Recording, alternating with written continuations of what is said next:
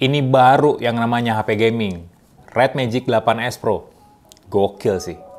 Bahkan kalau dibandingin sama Asus ROG Phone 7, auto ketar-ketir kayaknya.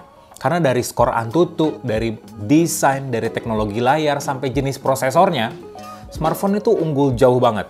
Dari desain misalnya, menurut gue Red Magic 8S Pro ini bahkan lebih baik daripada smartphone flagship yang ada di Indonesia.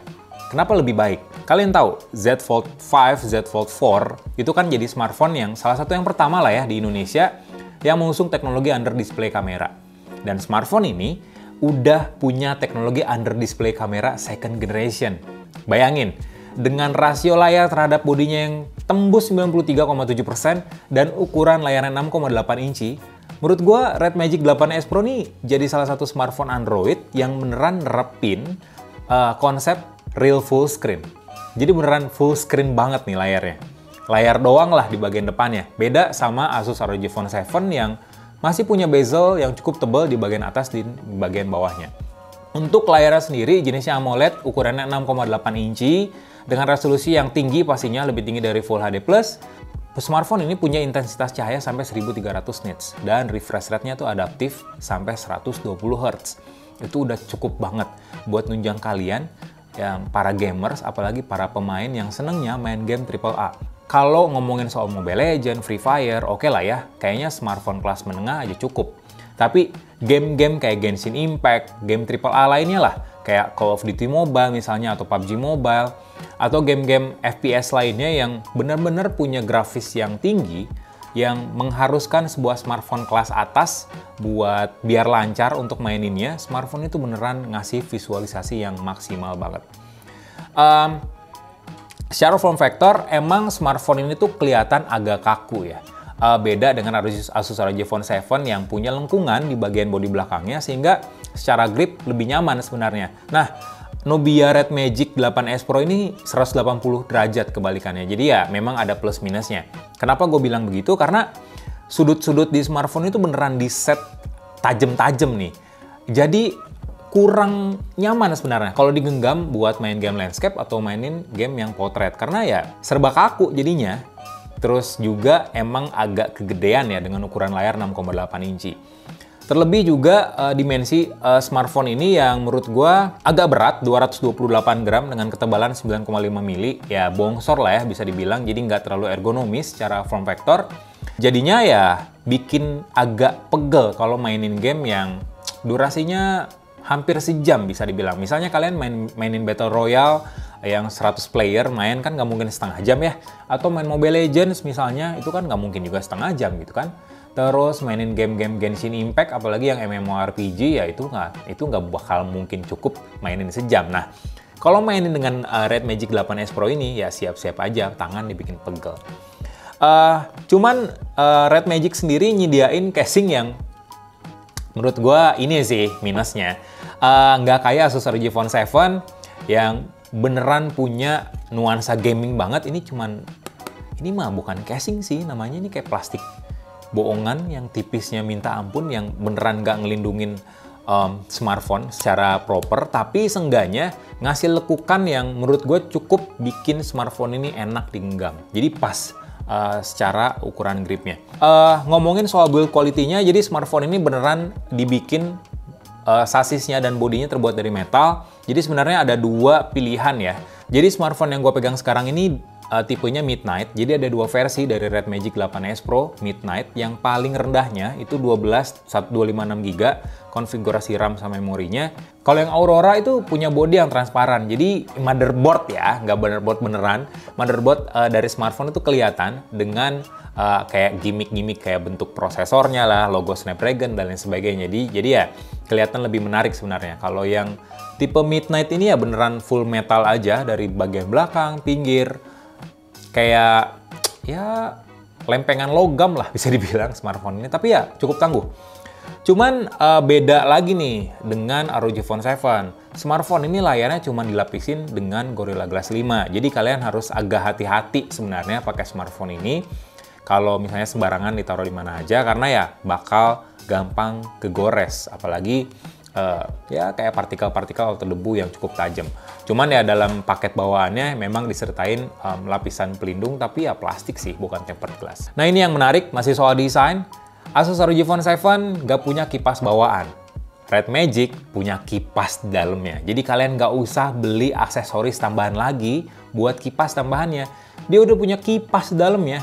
Dan beneran works, beneran bunyi, beneran keluar anginnya, dan ruang pembuangan udara panasnya beneran ada di sisi kiri dan kanannya. Jadi ya, secara sistem pendingin sebenarnya smartphone ini udah proper, tapi bakal gue jelasin nanti sekalian bahas benchmark.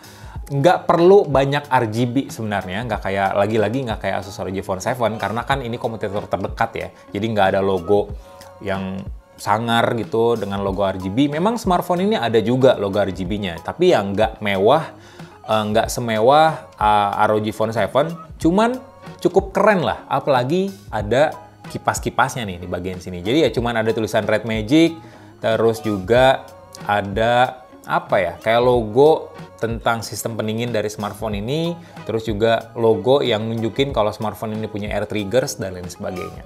Masih sama dengan beberapa smartphone gaming lainnya, jadi ya secara port emang ini masih dilengkapin sama jack audio 3,5 mili, tetap ada speaker stereo, terus ada tombol power, tombol volume, dan juga port USB Type-C. Basisnya tetap Android 13. Red Magic 8S Pro ini berjalan di sistem operasi namanya Red Magic OS. Sebenarnya agak mirip-mirip sih konsepnya dengan ROG UI di ROG Phone series. Karena Red Magic OS ini minim bloatware, itu yang pertama. Karena dengan banyaknya bloatware, otomatis performance keganggu. Karena kan memori dari RAM dan banyak aplikasi bloatware itu kan berjalan di background ya. Dengan minimnya aplikasi bloatware ya otomatis performance-nya bakal lebih moncer. Tapi secara skin, secara UI emang nggak segaming ROG Phone 7. Nggak segaming ROG UI. Jadi ya Red Magic OS ini cuman ngandelin ada fitur namanya Game Space yang bisa kalian aktifin via app driver atau dengan neken tombol, bisa dibilang ngegeser tombol di bagian sisi bawah kanan dari smartphone buat munculin fiturnya, namanya Game Space. Di fitur ini pastinya kalian nggak cuman buat nampilin FPS counter aja, kayak beban CPU, GPU, suhunya berapa, enggak, lebih dari itu. Kalian bisa ngeset 3 performance bawaan yang udah disediain sama Game Space-nya Red Magic. Yang pertama Eco, terus Balance, dan Rise. Kalau yang Rise udah pasti performance-nya bakal di fullin 100%. Nggak cuman buat ngontrol performance dari CPU, kalian juga bisa ngontrol GPU-nya alias kartu grafis dari Red Magic 8S Pro. Ada 4 mode di sini, dari standar, power saving, high quality, sampai custom. Kalau custom, ibaratnya kalian bisa overclocking sendiri. Jadi banyak pengaturannya, variabelnya, tapi harus yang udah ngerti ya. Karena di sini banyak banget variabel yang mungkin orang awam tuh bakal bingung sih buat ngeset pengaturan performance dari smartphone ini. Jadi ya kalau pengen rata kanan udah aja lah set di high quality, tapi ya emang ngedraining baterai lebih banyak. Fungsi-fungsi lainnya kayak Wi-Fi low latency, jadi lebih maksimal koneksi jaringannya ketika smartphone ini terhubung ke jaringan Wi-Fi pas kita lagi main game online. Terus bisa juga buat nyalain kipas pendinginnya, kapan kipas pendingin ini bakal nyala dan kapan kipas pendingin ini bakal mati. Terus yang terpenting kalau kita mainin game, kita bisa ngaktifin game space-nya, shortcut-nya buat tampil di layar. Nah, di situ pengaturannya bakal jauh lebih banyak karena kita bisa ngeset air triggers, kualitas suaranya kayak gimana, notifikasi bloknya kayak gimana, dan lain sebagainya. Jadi ya, secara fitur emang lebih lengkap lah dibandingin sama smartphone yang ngaku gaming. Tapi secara head-to-head sama ROG Phone 7 emang agak lebih lengkap di ROG UI. Nah, sekarang kita beralih ke bagian performance-nya. Ini nih yang bikin smartphone itu jauh lebih unggul lah dibandingin sama ROG Phone 7. Kalau ROG Phone 7 masih pakai Snapdragon 8 Gen 2 reguler, masih pakai yang standar. Smartphone ini udah ditenagain sama Snapdragon 8 Gen 2 leading version. Apa bedanya dengan varian Snapdragon 8 Gen 2 yang standar? Beda di clock speed pada performance core-nya. Jadi sebenarnya Snapdragon 8 Gen 2 di Red Magic 8S Pro ini kembaran sama Snapdragon 8 Gen 2 di Samsung Galaxy S23 series for Galaxy ya. Karena clock speed-nya itu tembus 3,36 GHz yang jauh lebih cepat daripada Snapdragon 8 Gen 2 yang standar, 8 Gen 2 yang standar dengan clock speed 3,2 GHz. Bedanya apa? Kalau di For Galaxy, powernya agak sedikit ditahan, karena kan smartphone flagship yang sebenarnya nggak ditujuin buat para gamer hardcore. Jadi ya secara sistem pendingin nggak seproper smartphone ini. Nah, kalau ini beneran digaspolin, 3,36 GHz-nya beneran gahar, beneran galak banget. Kebukti di situs Antutu Benchmark, smartphone ini jadi salah satu smartphone Android yang paling kencang sebumi. Dengan skor Antutu di atas 1,6 juta. Bayangin, kencang banget nih smartphone. Dipaduin sama RAM jenisnya LPDDR5X dengan memori penyimpanan UFS 4.0. Jadi dengan RAM dan memori penyimpanan yang lebih cepat, otomatis segala proses, segala aplikasi, ataupun game yang kita mainin, kita jalanin, startupnya bakal lebih cepat. Terus multitasking bakal lebih lancar juga. Dan ada fitur kunci apps lock di sini, biar misalnya nih kita mainin game A, terus masuk ke recent apps, gamenya itu di lock, terus kita mainin game yang lainnya. Nah, game yang sebelumnya kita buka, pas kita buka kembali itu masih berjalan di UI atau di tampilan yang terakhir kita tinggalin. Itu cocok banget buat kalian para gamers yang senangnya mainin game MMORPG sambil grinding, auto hunting, itu pas banget. Jadi kita main Seal M misalnya, game masih jalan di background, kita mainin COD Mobile atau Mobile Legend. Pas kita buka lagi, Seal M-nya masih jalan, masih nge-grinding, masih auto hunting sesuai yang kita harapin. Dan pentingnya memori dan RAM yang cepat juga, itu penting buat booting. Jadi kalau misalnya restart atau baru nyalain smartphone ini jauh lebih cepat. Tadi nggak bakal delay, nggak bakal nge-lag juga, jadi ya serba rata kanan lah pakai smartphone ini. Nah, gue sendiri udah nguji beberapa benchmark di smartphone ini, jadi ada beberapa catatan juga. Sebenarnya cepet sih smartphone ini, karena di Antutu sendiri skornya itu mencapai 1,61 juta poin. 1,62 juta poin malah. Ya, jadi ada 2 kali benchmark yang gue lakuin. Skor yang tertingginya itu 1,62 juta poin. Kalau berdasarkan situs Antutu Benchmark, skornya itu beda tipis dengan Red Magic 8 Pro Plus. Beda tipis, tapi lebih tinggi daripada ROG Phone 7 yang skornya cuma 1,6 juta. Itu untuk Antutu yang global ya. Kalau di Cina sendiri, Red Magic 8S Pro masih berada di papan atas smartphone yang paling kencang di sana. Jadi secara skor udah nggak bakal ngecewain lah untuk Red Magic 8S Pro.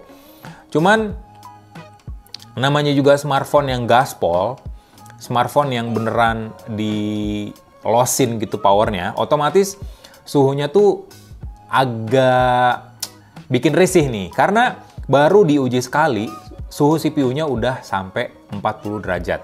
Suhu yang sebenarnya agak panas ya untuk sebuah smartphone. Nah, untuk pengujian berikutnya, gua nguji di PCmark. Jadi ya untuk nguji seberapa hebat smartphone ini buat multitasking, dan beneran hebat. Skornya nyaris 20.000 poin, alias 19.000 poin. Menurut gue ini salah satu skor yang paling tinggi sama gue benchmark di tahun ini ya, karena sebelumnya ada yang tembus 18.000, kayaknya ini yang lebih tinggi sih. Menurut gue stabilitasnya lumayan bagus. Dengan awal simulasi itu performance-nya dinaikin jadi 100%, dan rata-rata simulasi itu dijalanin di power 60-80%. Padahal nggak full power ya, tapi skornya kenceng banget. Terus pengujian lainnya gua lakukan pakai 3D Mark yang tesnya beneran sulit. With Life Extreme. Ada With Life Extreme dan With Life Extreme Stress Test. Di yang With Life Extreme skornya tinggi, 3.800-an poin, dengan rata-rata frame rate 23,22 fps. Untuk titik fps tertingginya itu tembus sampai 28 fps. Kalau with life biasa sih max out ya. Terus yang with life stress test juga stabilitasnya tinggi. Nah, di with life extreme stress test ini nih, smartphone ini tuh beneran memberikan performance yang stabil, yang manteng gitu ya, tanpa ngalamin stuttering sama sekali. Dan ini kebukti sama with life extreme stress test, karena skornya 3.800-an poin dengan stabilitas 97,7%. Ini stabilitas yang sangat tinggi sih untuk sebuah smartphone yang prosesornya punya clock speed yang paling tinggi dan digaspolin gitu untuk berbagai kebutuhan.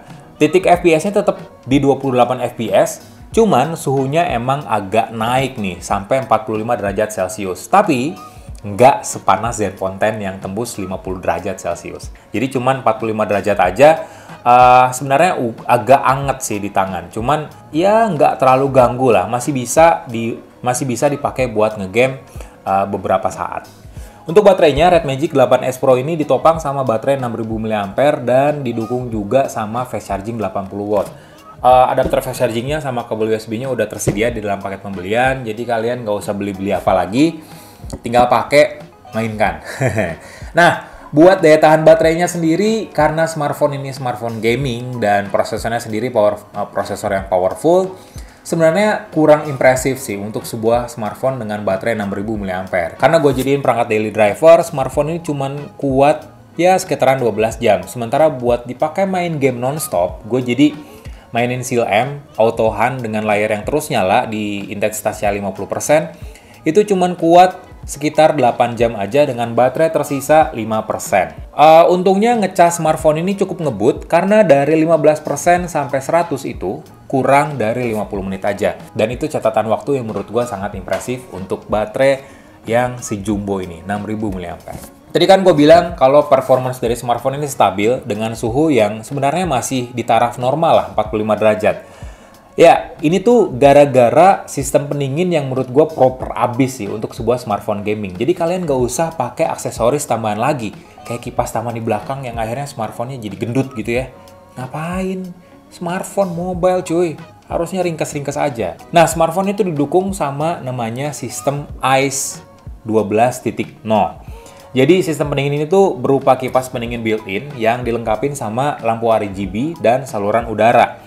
Terus juga dimaksimalin sama 3D ice level, dual pump, terus vapor chamber yang ukurannya luas juga, terus lapisan grafin yang semuanya diletakkan di bawah layar smartphone ini. Jadi ya dengan sistem pendingin yang menurut gue proper, Nubia sendiri ngeklaim kalau penurunan suhunya dengan ICE 12.0 yang aktif itu bakal efisien banget, dan itu terbukti di benchmark 3D Mark dengan stabilitas yang tinggi dan kenaikan suhunya yang nggak terlalu signifikan. Karena Red Magic 8S Pro adalah smartphone gaming, sebenarnya gue nggak terlalu fokus di bagian kameranya. Sebenarnya ya spek kameranya sih di atas kertas bagus-bagus aja. Kamera utamanya pakai sensor 50 megapiksel. Terus kamera ultrawide-nya 8 megapiksel ditambah sama lensa makro yang sensornya 2 megapiksel. Di depan sendiri ada under display kamera dengan sensor 16 megapiksel. Gue sendiri ngetes tipis-tipis sebenarnya kamera dari smartphone ini ya. Karena sekali lagi, ini smartphone gaming, bukan smartphone mainstream dengan ya fitur kamera yang cukup lengkap.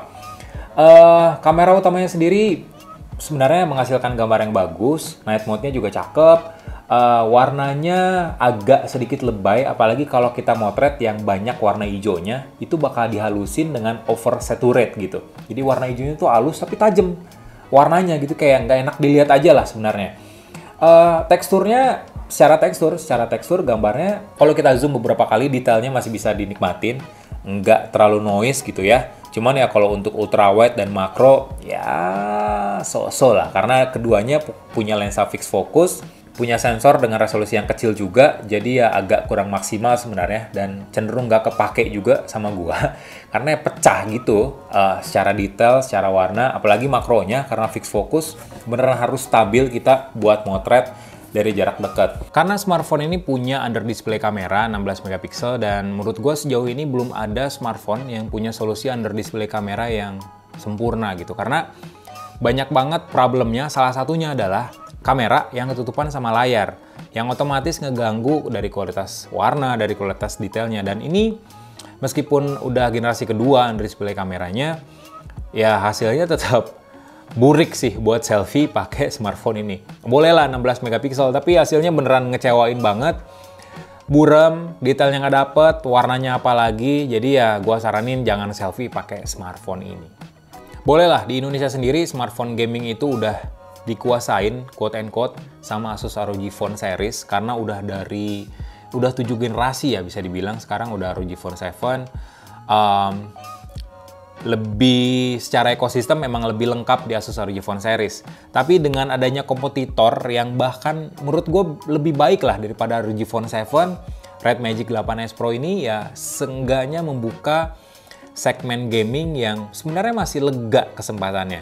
Ada beberapa brand yang nyoba untuk hey ini gue loh ngeluncurin smartphone gaming, padahal sebenarnya nggak gaming-gaming banget, tapi dengan membawa emblem gaming, smartphone tersebut ternyata bisa viral di mana-mana, bisa laku di mana-mana gitu. Jadi ya seseksi itu sebenarnya segmen gaming, apalagi gaming mobile di Indonesia. Dan ini yang dicoba oleh Nubia lewat Red Magic 8S Pro. Sebenarnya smartphone ini adalah smartphone gaming yang menurut gue udah oke banget sih, udah sangat bagus lah untuk sebuah smartphone yang dikhususin buat para gamer hardcore. Dari prosesornya aja udah paling ngebut, 3,36 GHz, Snapdragon 8 Gen 2 leading version. RAM-nya, memorinya udah lega banget, 16 GB, up to 16 GB sampai 512 GB. Baterainya juga jumbo 6000 mAh, meskipun ya agak mengecewakan daya tahan baterainya. Layarnya full screen, nggak ada notch, nggak ada punch hole, beneran full screen dengan bezel yang tipis dan simetris. Build quality-nya juga lumayan bagus dengan body dan frame yang terbuat dari metal. Dan desainnya sendiri yang menurut gua cukup kalem tapi tetap mengedepankan nuansa gaming. Apalagi ada kipas bawaannya cuy. Ini jadi salah satu smartphone, enggak deng, jadi smartphone pertama kali ya di Indonesia yang ada kipas di dalamnya. Udah kayak berasa laptop aja nih smartphone ini. Jadi ya secara overall, smartphone ini beneran bagus sih untuk disebut sebagai salah satu smartphone gaming yang terbaik di tahun ini. Cuman ya, kalau ngadu-ngadu ekosistem, ngadu kesiapan, dan ngadu kelengkapan fitur gaming di dalam smartphone-nya, ROG Phone 7, ROG Phone Series masih lebih unggul lah dibandingin sama Red Magic 8S Pro. Tapi ya, smartphone ini oke kok buat mainin game apapun yang ada di Android. So itu aja review lengkap Red Magic 8S Pro kali ini. Like videonya, kasih komen, share juga jangan lupa, subscribe channel Zontek, nyalain loncengnya biar tahu nih review atau hands-on gadget-gadget yang paling baru di Indonesia. Bye!